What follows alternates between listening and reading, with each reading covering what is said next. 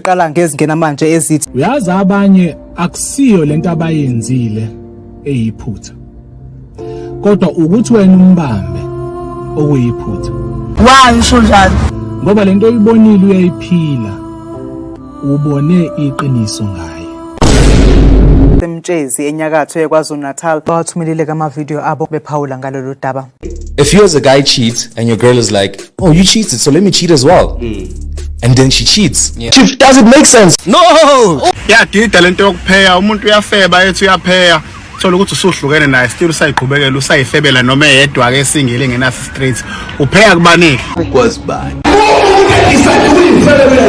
kiniti ewo ungixolele lokhunjane ngelanguage kodwa uzongizwa mangisho kanje uthini wena akekho umuntu angazi ukufeba kulula kabi ukufeba futhi akekho nalo oyedwa umuntu okungamhlula ukufeba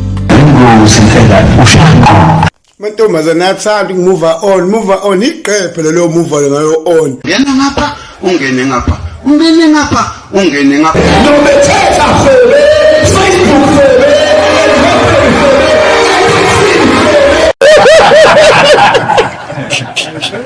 This guy, he cheated on me, so what I'm gonna do is I'm gonna go sleep with his friends. Hi! Is that guy gonna be affected by the fact that you're sleeping with his friends? He's not. You're the one that's gonna be affected by the fact that now you're sleeping with other people. That's your body. That's something that you're doing to yourselves. tshene ngani yami ufeba nje ungaloku uchaza usa ukusichazela solo ukuthi usingile kubona bonke abantu beshaya bedlula upheya kubani You're the one facing the consequences. You're the one suffering. The question is, how come when I start a business, you don't start a business? no way boy If I buy a car, you don't buy a car. You only want to cheat when. Yibo guys mina nimilwa izimpi zasemhlabeni ngesibumbu uzawudaka ukumtsintsila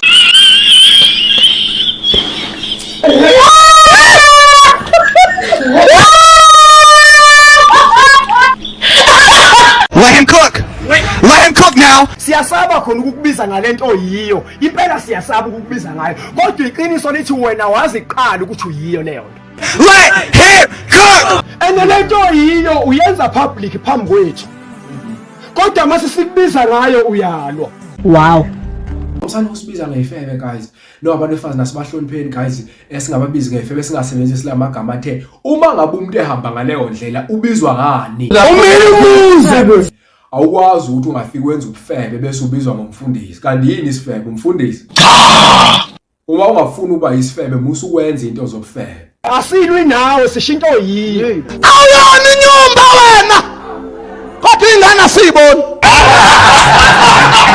Aguma abortion Mary Stopes is making a lot of money. kuyanyiwa owaqala kanye nabo ukujola abanezingane ngazine wena unayo ngisho yodwa futhi awuyona inyumba zishona apha izingane zakho